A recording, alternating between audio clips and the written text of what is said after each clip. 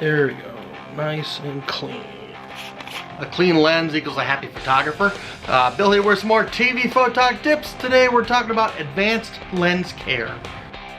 Hey everyone, thanks for joining me. I hope that you're doing well. I'm doing good. I think spring finally made it here to Minnesota. At least it's warming up, snow's melting, and hopefully we're past any more snow for the season. But with the kind of the gloom outside with the rain, it kind of reminds me that this tip.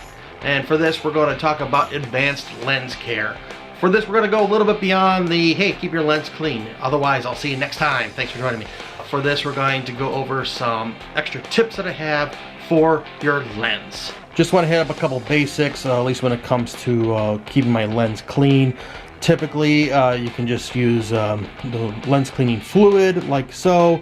If you're worried about that leaking or whatever, you can get these lens cleaning wipes.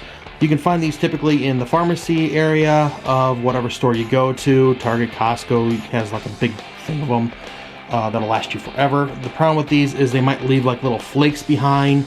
So I like to have at least a lens cloth for the more fine kind of thing.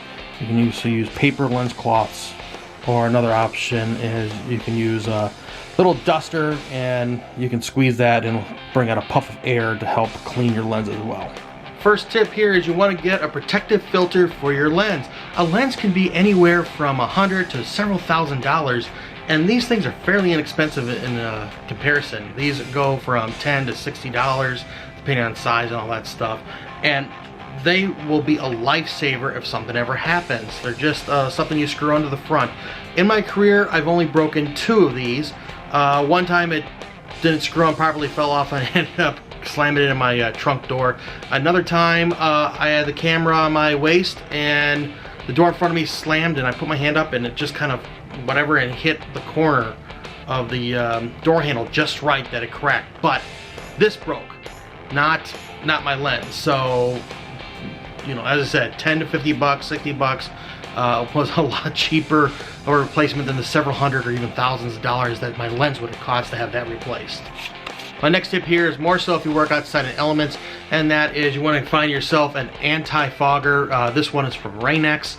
And so fog happens when you go from a cold place to a hot place.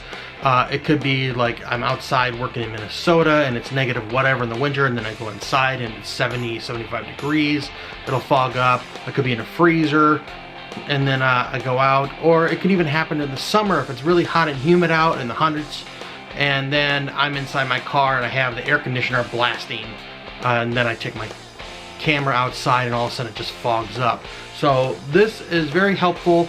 Follow directions when you apply this. If you don't apply this correctly, it might not work for your lens. What I'll do is I'll take a dab of that and I will put it on my lens, and then on the inside of my filter. And then when I put that on, that way I don't have to take the filter off to clean it when it fogs over.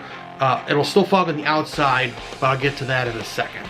My next tip again goes more so if you're outside in elements where you might get water on your lens, whether it's rain or snow, and that is I'll get some Rain-X water repellent this time, and I'll put that on the outside of the UV filter.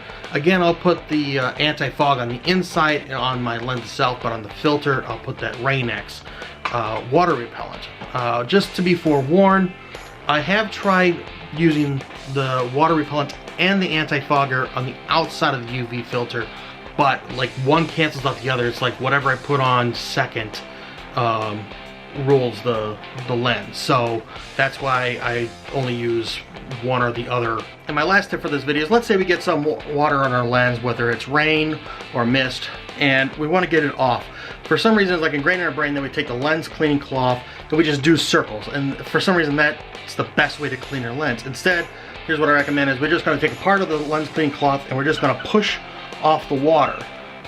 I'm going to use gravity and just kind of use it as a squeegee, and then I'll go to a dry part of my cloth, and then I can do the circles to get what is left over, the remainder. We're just trying to get the water off the lens. We're not necessarily trying to soak it all up with our lens cleaning cloth. We're just trying to remove it. So those are just some tips that I have on advanced lens care. If we don't take care of the lens, we're out of a job, because if we can't see, what's the point, really? But anyway, just a quick reminder that if you're going to use the Rain-X or AntiFog, whatever, for your lenses, make sure you follow the directions to apply. If you don't apply correctly, it might not work. I know that from personal experience. A little disclaimer on that. Again, if you would do me a favor, like, share, and subscribe so I know you're out there. You can leave a question down below, or if you have a video idea that you want me to tackle, a challenge, I'm all up for those. You can leave that below as well. But for now, you've been watching TVPhotogTips. I'm Bill. Thanks for watching. We'll see you next time. Good luck and have fun. And hopefully pass snow for the. We're talking about advanced lens clear. Ugh, the snow for the weather. It's something to help get the lens white. Sure, our lens, whether it's rain or water. Start to warm up side.